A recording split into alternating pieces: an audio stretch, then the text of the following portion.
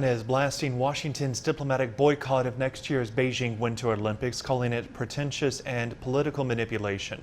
China's embassy says no invitations had been extended to American officials, and it says the boycott goes against the Olympic spirit but will not affect the Games in any way.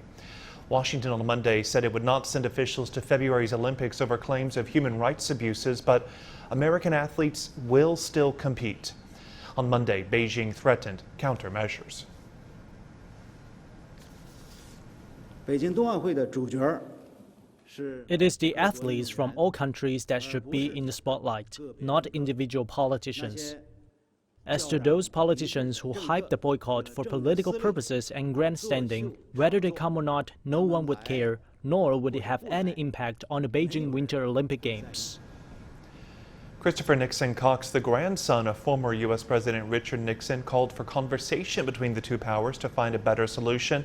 And Neil Bush, a son of former U.S. President George H.W. Bush, told CGTN that politics should not interfere in the Olympics. I think that it's always better to continue the conversation, and I think that it's much better that our diplomats continue discussing whatever issues there are, because without discussion, without conversation, we can't come up with solutions.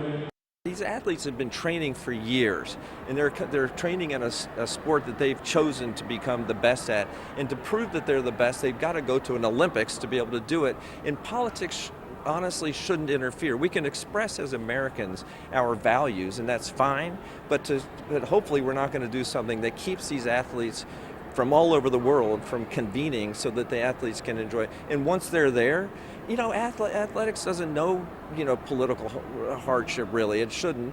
And I'm convinced that, that experience is going to help bring us to a better understanding and hopefully, tear down some of these walls or barriers of disagreement and concern, let's put it that way, from our side towards the Chinese. We'll see.